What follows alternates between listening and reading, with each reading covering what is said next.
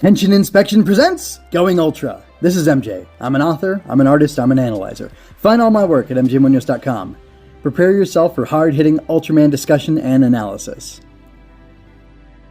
Ultraman Arc Episode 21, The Dream Bird, or Yume Saketori, is... Sorry, I don't know why I did that. It originally aired December 7, 2024.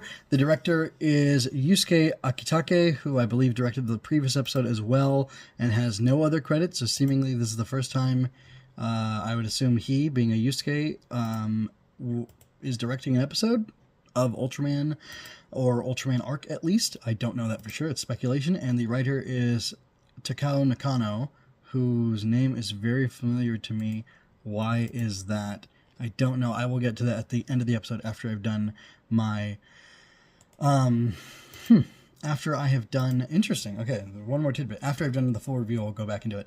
But also, Naoki Uchida is the special effects director specifically. So it's directed by Yusuke Akitake, and special effects direction was done by Naoki Uchida, which is interesting because... that was the same as the case, or that was the same case as last episode, and that's interesting to me. But also, there was something very special about the special effects direction of this episode, which is something that I want to talk about in the full review. Let's get into it. Yeah, wow. Okay. So, it's really interesting that this episode was so good. I honestly think probably the most interesting thing about this episode is that it transcends Ultraman. This is not a good Ultraman episode. It's a fantastic episode of Ultraman, but more than that, it's a fantastic episode of science fiction TV. It's a fantastic episode of, I guess, fantasy or speculative fiction or whatever. It's just a fantastic episode, and that's it. That's flat. It really does. Like, this is probably the best episode of Arc so far.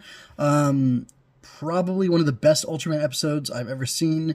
Cedric Sar told me to watch from Ultra 7? Like episode 21 or something, where the guy almost dies. It has the alien Kanan that are taking over the ship, and the guy's like sad because he's gonna die, and he's on the phone with his mom as he's in the ship, and his ship is being controlled by this robot, and he's gonna fly directly into to an airplane and kill a bunch of civilians and kill him.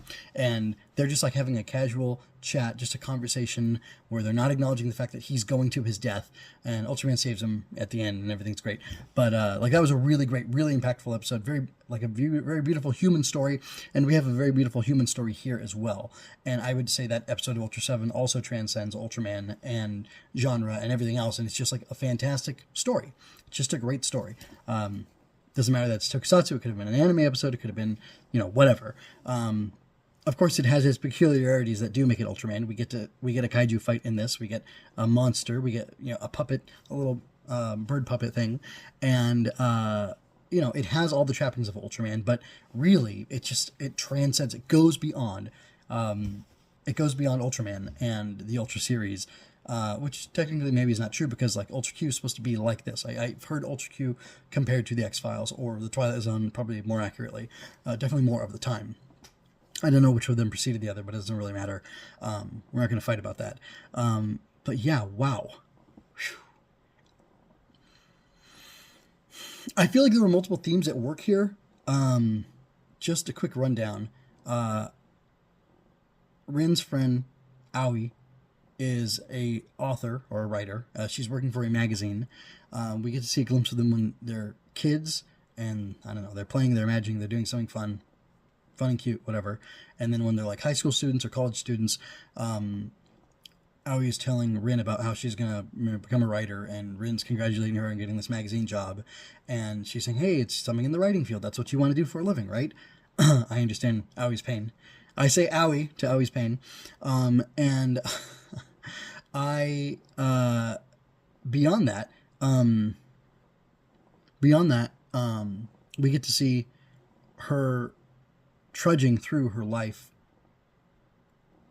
and trudging through her job and not liking it because she works for a very small publication, and the editor or the chief, whatever, tells her that they have to put out all this quantity, and that's what's important because they're so small and so small staff. They need to put out a flood of content basically in order to just work in the market to survive. It's like the YouTube treadmill or whatever people talk about with, different content making things. You just have to produce.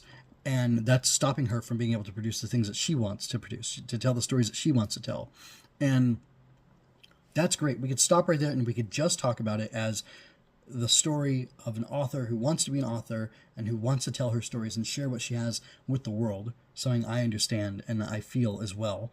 But that's just one theme going on here.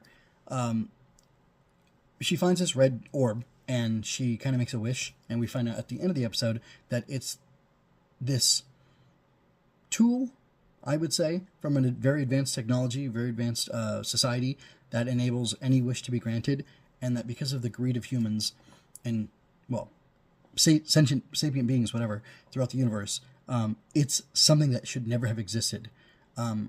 Rin also tells Aoi at some point that you have to work for your dreams. You can't just you can't just wish for your dreams to come true and have them come true.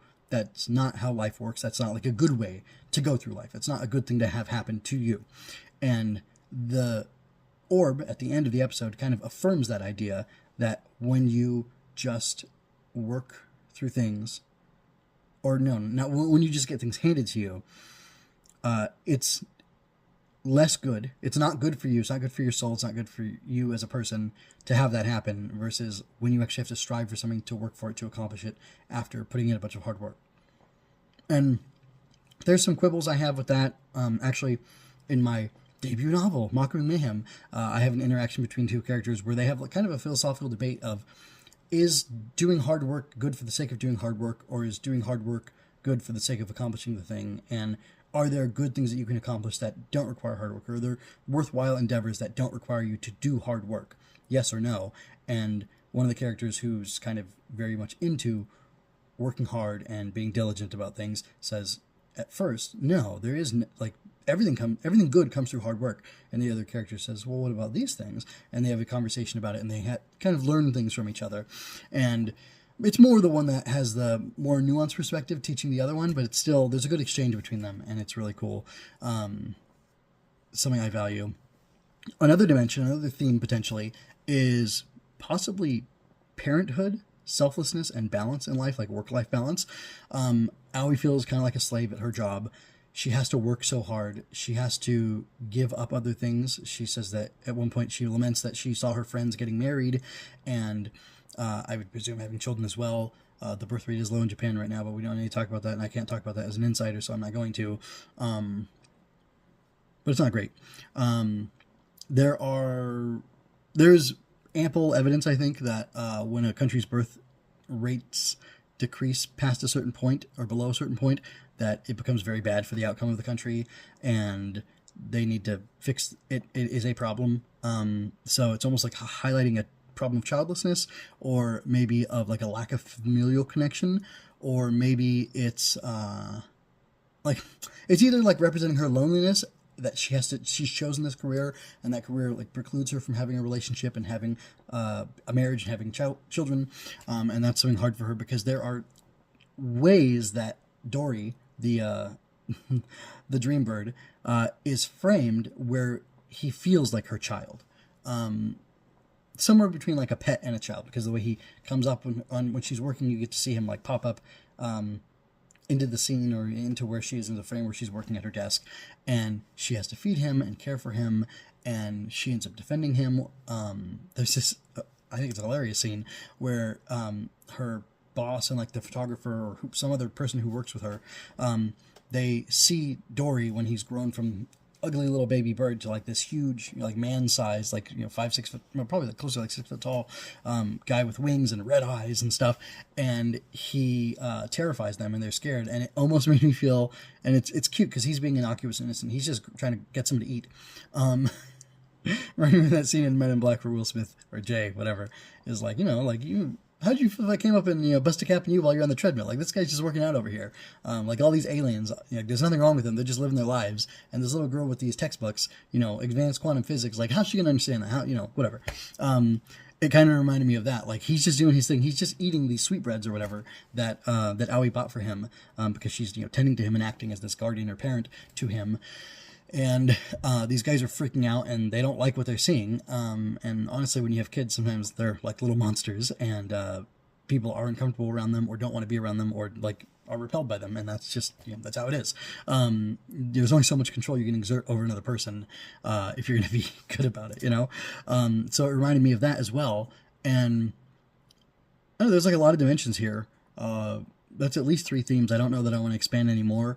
I think by way of review, or instead of like doing an actual full-on review, I want to highlight these 3 kind of disparate themes that were presented to me in the episode. I'll go one more, just to talk about like the depth and the profundity of what's here, and like to back up my argument of why I think this transcends Ultraman as a series, why this transcends Tokusatsu, because I really feel it does. Oh, and then I got to talk about Givas, my man Givas, my main robot. Anyway, so the other thing is when Aoi is unable to keep Dory hidden because he's so large, they're out in the park, whatever, the GDF comes and shoots him, and there's this crowd of people, they're all crowding around. She's saying, no, stay away, like, don't take pictures of him, like, he just wants to be whatever, and she's trying to protect him. Oh gosh, there's a 5th thing I want to talk about here, or a 6th thing really, because Givas is number 5. After he's been shot, and I don't know if I guess he's dead, or he's dying, I think he reverts to the little baby bird form. She freaks out, and in her anger and in her rage and in her grief, she says, I'm fed up. I try so hard at my job. I work so hard. I never get anywhere. And I had this one thing that was special to me, and you took it from me, and I don't care about this world anymore. And for all I care, this world can burn. And then he becomes King of Mons. And also, we get this great flash to these little Post-it notes that have stuff scrawled on them. They're kind of like scattered all over the place. The camera keeps shifting like they're in different places around her office or home or whatever. And it's all these little ideas that she's gotten, and they all combine, and he becomes King of Mons, which I don't know if King of Mons is a like established kaiju. I kind of feel like it is, probably. Let's see, the suit actor for it is Shun Takahashi, but that doesn't tell me if King of Mons is like a standard Ultraman monster or what. And this wiki, hold on. It looks like King of Mons is from Ultraman Tiga, Ultraman Dyna, Ultraman Gaia, The Decisive Battle, and Hyperspace. So is it a movie specifically? Okay, let me just read about this history of it. King of Mons was a kaiju created by the evil thoughts of Hiroshi Kashimada, an ultra kaiju fanatic who wanted to make the strongest monster to defeat Ultraman Gaia, using the red sphere that brought Gaia in... What in the world? That brought Gaia into their world, and making his kaiju out of modeling clay as a demonstration... and I'm thinking about Akane, of what it would be as a demonstration of what it would look like. Hiroshi's creation came to life as he made his wish to the red sphere, and King of Mons was born. Whoa, so this is like very deep layers of connections here I can see, and as I'm scanning through this, it says there's a King of Mons Spark Doll, Ultraman Ginga, an Ultraman Orb. Juggler talks about the 5 King cards, Red King, Ella King, King Gyasura, King of Mons, and King Joe. Let me see. And then this Tiger Dyna Ultraman Gaia novel. Apparently, okay, well, it's referenced in the novel too of that. I did not know there was a novel. Wow, interesting. Very interesting. So pretty interesting. Pretty interesting thing. And I keep saying it's interesting, so I'm going to stop now and talk about the rest of the episode. So yeah, I like that was a reference. It's cool that it's interesting how like deep the reference goes, and I'm kind of surprised by that, and I think that's a pretty fun thing. The wiki has more trivia, so if you wanted to go look at that, you can. I'm not going to read it to you. I did that last episode. I don't want to do that too much. I just want to keep going. However, there's an Ultra 7 reference here as well. Hold on, let me just find that, and then I'll stop. The publishing company where Aoi works is located in Kitagawa Town, a place that serves as the backdrop for episode 8 of Ultra 7. Bringing in Ultra 7 again. Interesting. Anyway, I got to wrap this up. It's getting a little bit too long. I thought that stuff was really interesting. I loved seeing Givas come back. Aoi wishes that somebody else would come back, or that somebody would come and help Ultraman, and Givas comes from the friggin' moon and helps Ultraman, and that's fabulous. I really like that. I wanted to see Givos come back. I wondered how he would. I thought he might come back in the very end, when presumably Yuma and Arc will be fighting some super big bad that's very difficult to defeat, and then Givos, his friend, would come back. And anyway, I expected that, but it didn't happen that way. It happened this way instead, and it was amazing because it created such a good moment. Givos is such like a simple design, but it's really interesting. I love his claw. I love how he uses the back claw to hold King of Mons still, so that Yuma can hit him with his final attack with the Galaxy Slasher, Galaxer Slasher, whatever it's called. That was really cool and really fun. So there's the standard Tokusatsu stuff. It was just neat giant monster fighting with a giant robot and an Ultra. Like that's cool stuff. But wow, yeah, I really like that. Another element I wanted to talk about, so like the depression and the rage that Aoi felt, was good stuff. And then at the end, when she wishes for it to go away, and she says that it starts speaking with her voice, and it's like, hey, no one ever asked me what my wishes are. Like, I was created to grant everybody else's wishes, but nobody ever asked me what I want. And she has that moment of connection with it. And she also says something about how the fact that it was her all along, like she thought it was this great friend for her, but it was just like a reflection of her. And we can see that manifested, I think, in the fact that the dream bird, Dory, gives her an idea for a story, and she thanks him and says, oh, this is wonderful, and that story gets accepted with the twist that's included, but those were her ideas already, and it was just reflecting them back at her, sort of, which is kind of an interesting thing that could be delved more deeply into, but I'm not going to do that now. Be an interesting thing to have a conversation with somebody about, but again, I'm not going to do that now. I just think it's a really fascinating idea, and then her letting it go and letting her dream go and then striving to be happy and work towards this stuff is good. And then at the end, there's this weird thing. I think they call it a coda. I don't know what that means, but I've heard people say that when talking about stuff. At the very end, she hears, she's walking up the stairs again, she's trudging along carrying bags and stuff, and she hears the kikiki or whatever. That's actually the Spanish onomatopoeia for what a rooster says. They don't say cock-a-doodle-doo in Spanish. They say kikiriki. Anyway, not Kivas. The dream bird Dory sounds kind of like that. She hears that somehow, even though she's let Dory destroy himself and get rid of this red sphere, red orb, whatever, and it will never exist again, and whatever.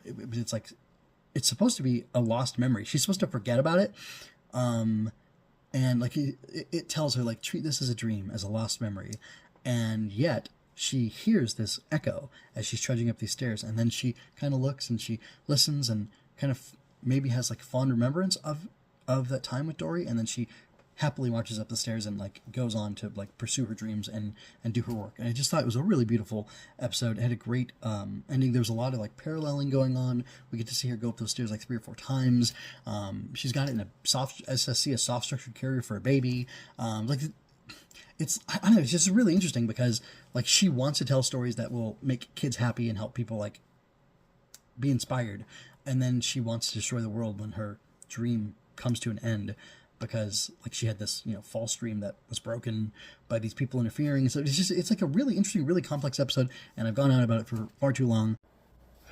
I'm going to keep talking about it right now. The writer of this episode, whose name I recognized, he wrote episode 15 of Blazar along with a lot of other Ultraman stuff from 2014 on, basically, which is episode 15 is Betwixt Morn and Dusk, which is an important episode. It references an older episode of, I don't know, Ultraman 7 or something like that.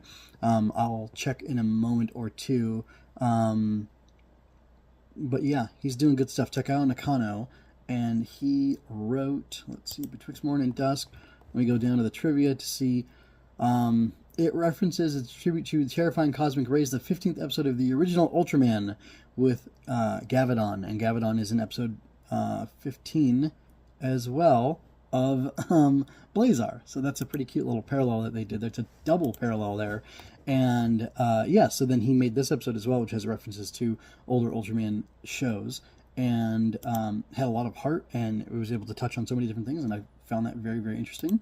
The other thing I wanted to talk about, which is the 7th or 8th thing now, total, is Naoki Uchida did the special effects fight stuff, directing, and I thought this episode was absolutely excellent. He did a fantastic job. He was the assistant special effects director for all of Blazar, as well as Decker Finale, Journey to the Beyond, and he's also credited as directing one episode in Decker, which was episode 13, and Trigger episode 13 as well, over there. Interesting. And then for Arc, he directed Goodbye Rin, which is a fantastic episode, as episode 9, as well as episode 10, which is To My Distant Friend, which is the first. Oh no, that's the one with the guy talking to the alien girl on another planet, and then she dies because her planet dies. Ugh. And then episodes 20 and 21, the last two, or this one, the one before it, he did those as well, which were all great episodes, pretty much. And there was cool trick shot stuff going on. Oh, I think episode 20 is the one where Arc does the cool thing where he brings the eye arc sword in front of his face. Yes, he did it, and it was a really cool flourish, and there was some really cool framing of the shots with Gomez. That was really cool. And in this episode, there's this great thing where when Givas and Arc head off to attack together, they like ring their swords down to a certain point, and then they go and surge forward, and when they do, these cars and stuff fly up, and one of the cars, it goes up into the air, and the car flips around, and then we see through the car's window, like as if you're in the car looking at the fight going on. And there's also great aerial shots looking straight down at the fight, like a flat aerial view, which is kind of weird. You wouldn't think that would look great, but it just offered a different perspective, and it was interesting because the way the effects showed off and things like that while they were fighting. I really loved the effects work in this episode. So while I did go on and on about the themes and the depth and whatever, like the spectacle was absolutely fantastic as well in this episode. I think the spectacle was less well present in What Is Passed Down, which is episode 20. However, I think Uchida really did a great job here with Mr. Uchida did a really great job here with this episode, The Dreambird. So that's all I wanted to say, and now I will continue and go back into the normal episode. I will stop. I'd love to hear your thoughts on it. Did you think this was as deep as I did, or do you think it's just like nothing, or just another episode of Ultraman, just another episode of Ultraman Arc, whatever? I'd be really interested in hearing your thoughts and opinions on that. And I would encourage you as well to go to mjwinners.com, but more importantly, go to growbugs.com, where you can find my book and check it out, find out what's going on with it, check out the upcoming book, Mockwing Mayhem, that I have, in which a couple of little bugs, magical bugs, with weapons made of light, fight these dark creatures who are coming to destroy them in their home. The dark creatures are doing that so that the bugs will not be in their way, so that they can be free to hurt more children.